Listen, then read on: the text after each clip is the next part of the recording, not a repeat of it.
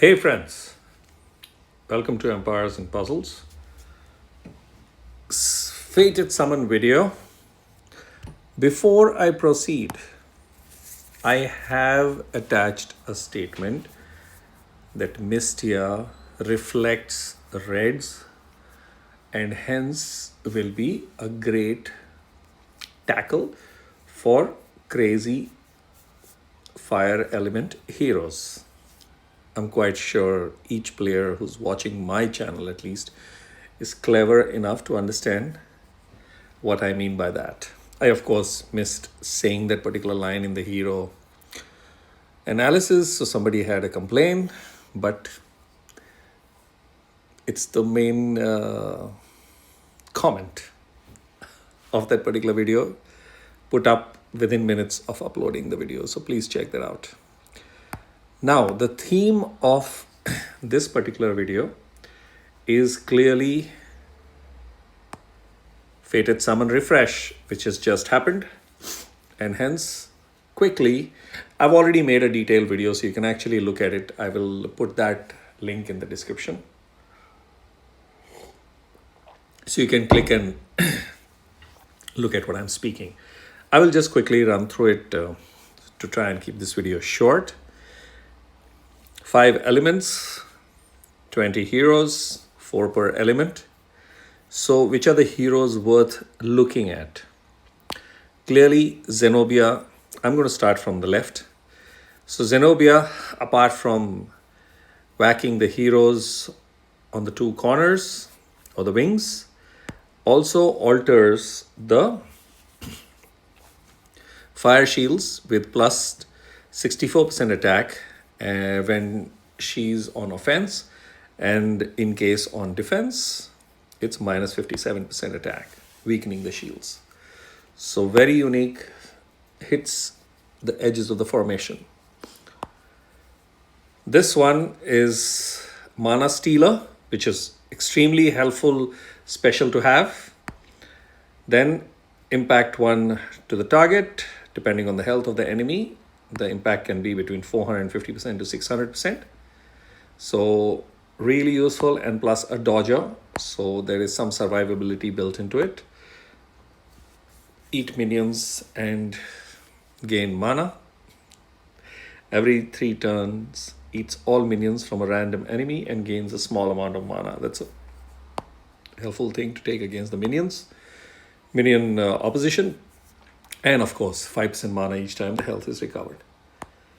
Now, when you look at the max preview of all these heroes, it's low, which means if you take these heroes, LB2 and plus 25 is an absolute must, or else don't pick up the hero.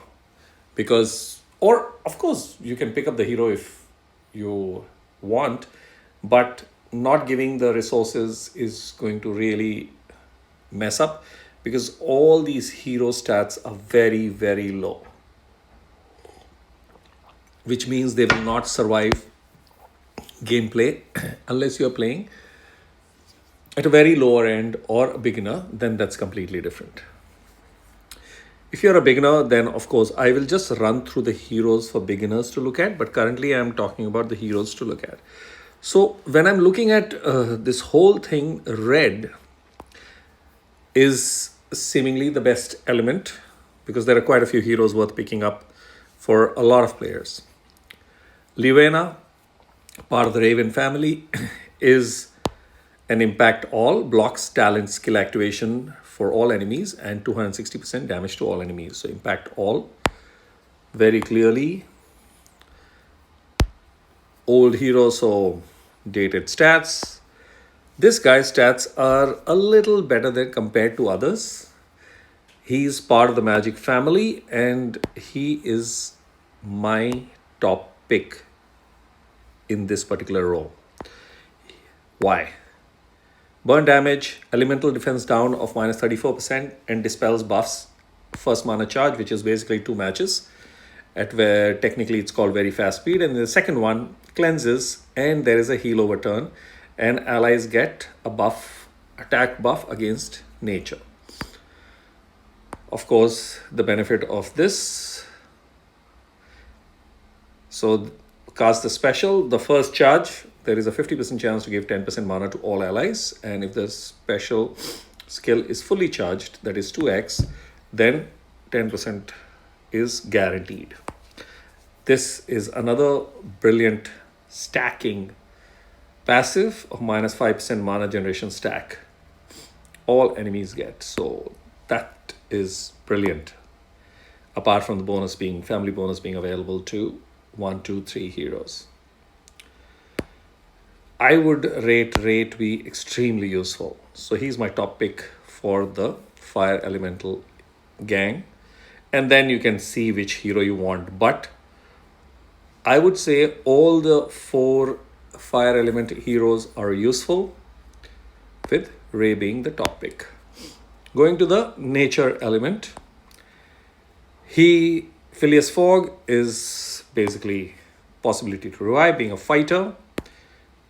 By the way, there are no costumes being offered in the first row. Even in this row, there's no costume, because the moment you tap the hero, costume is not showing, which means no. But if you go over here and if you see max preview, still look at the hero without the max preview, and that should give you an idea whether the costume is being offered or not.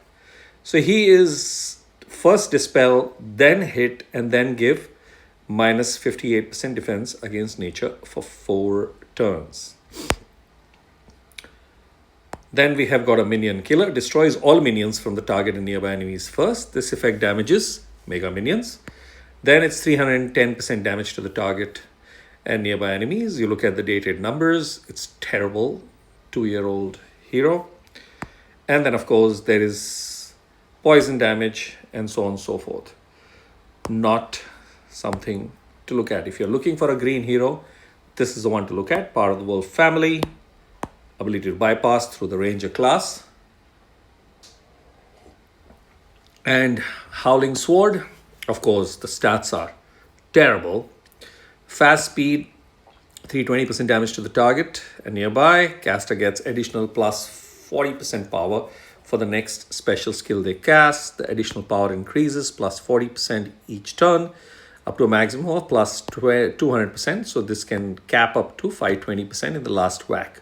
And when the costume of hers was introduced, this came in for both versions. So caster regenerates 600 HP over 3 turns. So there's some amount of self-heal worked out. Quinelle is worth looking at, but very, very clearly, she will require everything. And when you are doing this, please be careful.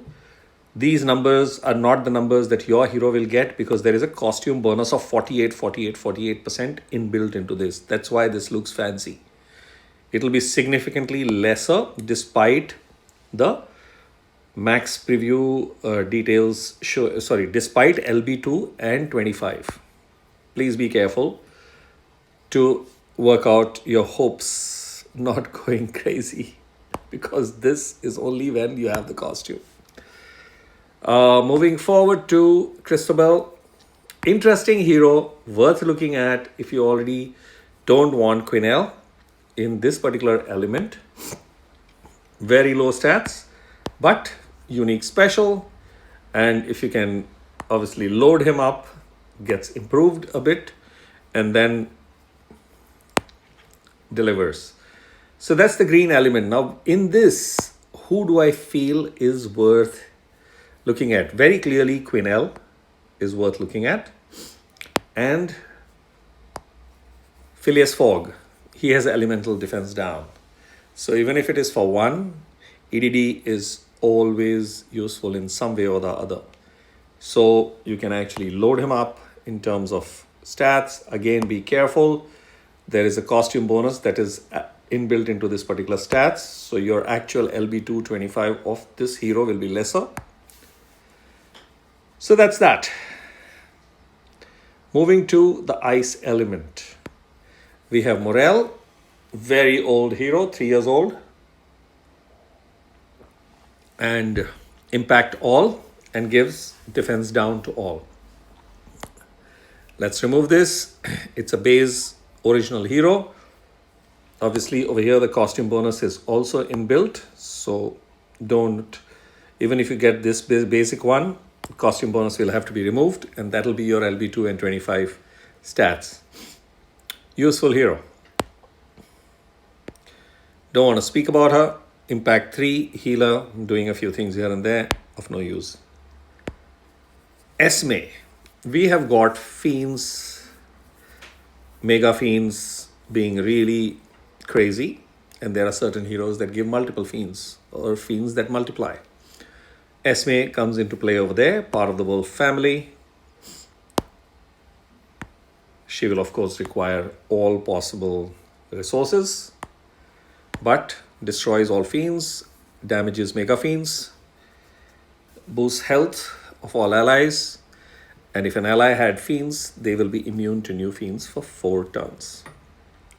So Esme is a really good catch. Last one, Milena. She, of course, has 2 options. Damage with buff being the second one, and a little heal with cleanse in the first one. She can be a good support hero because you'll end up using the first one more often. Second one might not be a luxury that will be available most of the times. This particular benefit helps, and when she was introduced, she was an absolutely superb hero, but today she is out because the game meta has changed. So amongst the ice, I will clearly rate Esme as a good catch because there are fiends all around and she provides boosted health after killing the fiends and giving immunity to existing allies who had fiends. So very useful. And rest of the fellows, she is a clear no. So don't. Then I would suggest a morale because there is a damage aspect to it, or even Milena, both equal, because it's up to you as a player how you're going to use. But remember, LB2 25 is a must. Going into the holy element, Auda. Sniper who snipes harder in case the target has boosted health at fast speed. That's it. She also has a costume. This is the costume bonus, and hence your actual hero's LB2 25 plus 25 is going to be much lesser than the max preview. Useless, not going to speak about him. Eloise, part of the Raven family. She destroys all minions from all enemies and damages all mega minions. Very clearly useful. Deals 270% damage to all enemies, so impact all. And of course, if enemy had minions, they will resist new minions for 4 turns, so creates prevention. Useful hero. This fellow, part of the magic family, is giving butterfly minion, which is not too much of HP. Yeah, it stays the same, but increases receive damage. And the second charge is butterfly fiend, but old hero, so again not something that I am going to recommend. So in this particular zone, Aloys is worth looking at in case you are seeking out a minion and a minion killer and preventer and a mega minion damager. Then order for a snipe and conditional snipe can be looked at, though only one hero worth recommending in this, and that is Aloys. We move to the dark element, Hulda. She has got fatty minions, and at that time when she arrived, they were really crazy, doing 2 things. They were really beefy at that time. These days, of course, we have beefier ones. They heal, and they used to speed up with a mana generation buff. She also has got a costume bonus, and hence this is going to be much lesser for the original version of hers at LB2 and plus 25.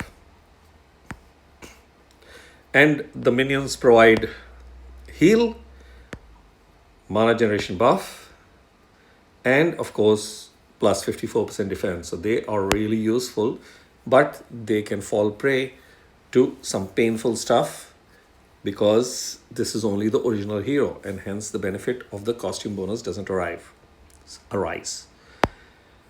Turgruk, impact 1, and then has got damage increase stack available.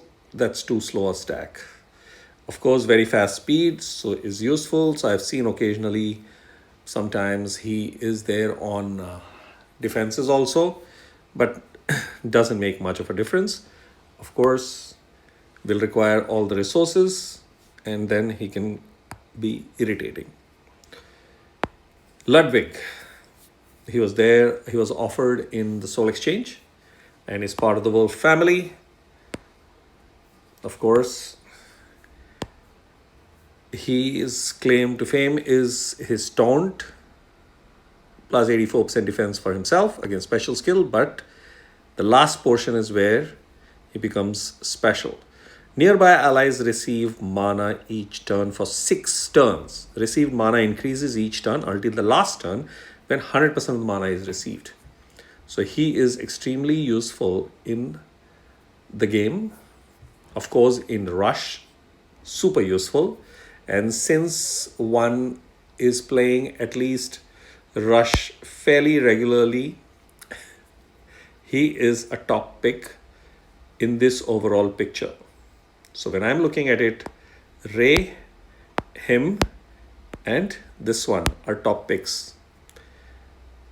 I will go down to the last one, Agrafena. There are too many better support heroes, and hence this magic chick I'm going to skip. She obviously does a little bit of thing in the first charge, and in the second charge she gives buffs and ailments and so on and so forth. But gives buff in the second charge, but then that is technically slow speed, and the game is not going to wait till that time. So I will skip her. But very clear picks in this to look at is going to be Ludwig, it's going to be Esme, and it's going to be Liuena.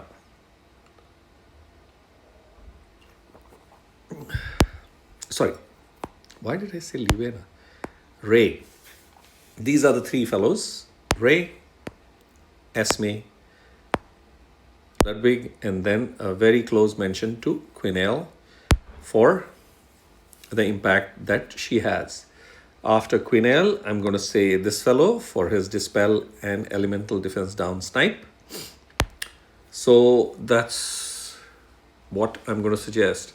Honorable mentions will be Minion Killer, Mega Minion Damager, her, and for some amount of fun play, Zenobia is also worth looking at, because then you can actually use in scenarios where she manipulates the tiles in her favor and manipulates against the enemies also.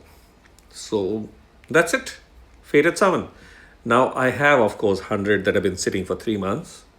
I hardly do any summons, so I had stopped it at 100 because I didn't want anything in the previous one. I had picked up Gazelle, and then I was waiting who shows up over here. So I already have, I am looking, I think the only hero that 2 heroes I don't have. I don't have him, but I will not use him. I know that. I don't have Phileas Fogg, and I am thinking whether to take him. Will I put him to use? But he is impact 1, and hence I don't see much happening, which means he'll just sit in the corner. So I would rather take a hero that I can actually put to use at least 4 to 5 days. And if there is a rush tournament, then of course more number of days in a month. And that would be my second Ludwig. So that's the situation that is going on. I already have Esme, and I need to reinforce her a bit more. The other hero that I'm thinking is, do I pick Alois? Because The point will be destroying minions is going to be extremely useful. And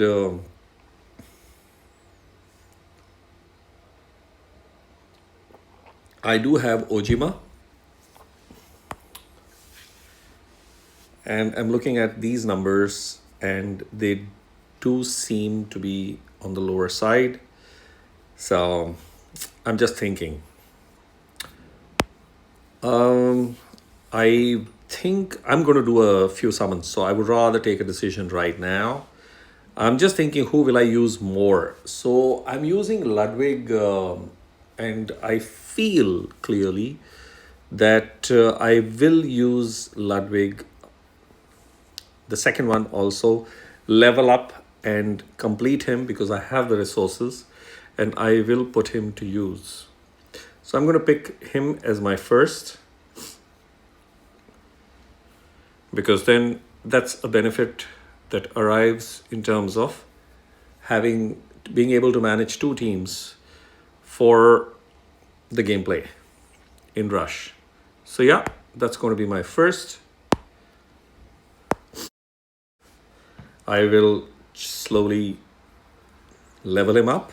But now, the second hero that I'm going to pick up from here is going to be clearly her, Aloys. I did give it a thought whether to pick her up first, but not such a huge priority because I may not give her the darts. That's why I decided to pick up Ludwig, because I know I will give him the tabs. Having said that, I will leave you with these thoughts. Good luck making your decision, and catch you in the next one. Cheers.